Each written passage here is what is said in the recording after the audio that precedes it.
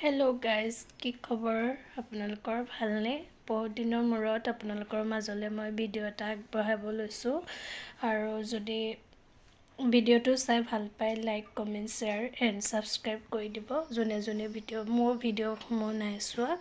আৰু মই আজি বনাব লৈছোঁ, আপোনালোকৰ দেখাম দেই কি বনাব লৈছোঁ। ইয়াতে লৈ লৈছোঁ মই 2টা বিলাহী কাটি, আৰু এয়া লৈছোঁ ঔটেঙা আৰু পিঁয়াজ, দালি কেইটামান, আৰু এবিধ কি কচু নাজানো মই ইয়াৰ নাম।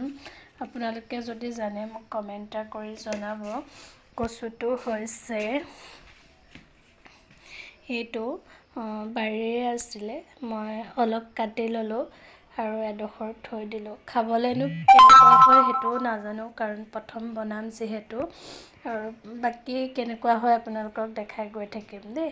Bye bye. দিলোঁ মই কুকাৰটোতে তেল অকণমান, বেছি তেল নাই দিয়া। আৰু ইয়াত দি দিম মই শুকান জলকীয়া,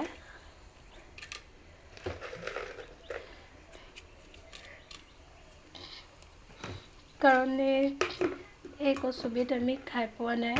মায়ে খাইছিলে এদিন মামাৰ ঘৰত, আৰু মামাৰ ঘৰৰ পৰা লৈ আহিছিলে মাজুলীলৈ।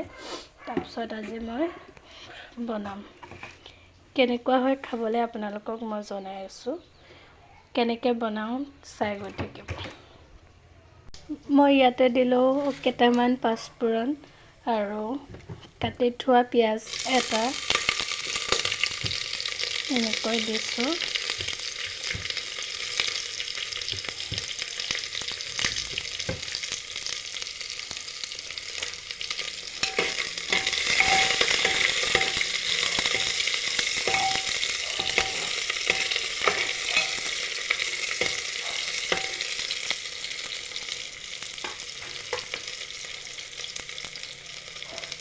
আপোনালোকে খাই পাইছেনে মোক কমেণ্ট এটা কৰি জনাবলৈ নাপাহৰিব দেই।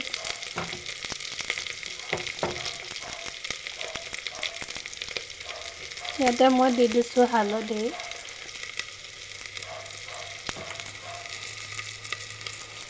মই হালধিটো তেলতে দিওঁ কেতিয়াবা।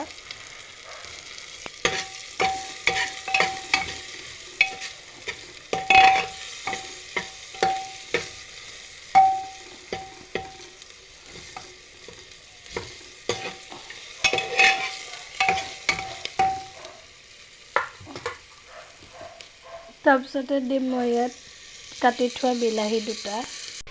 এয়া মই ধুনীয়াকৈ ভাজি আছোঁ আৰু দেই।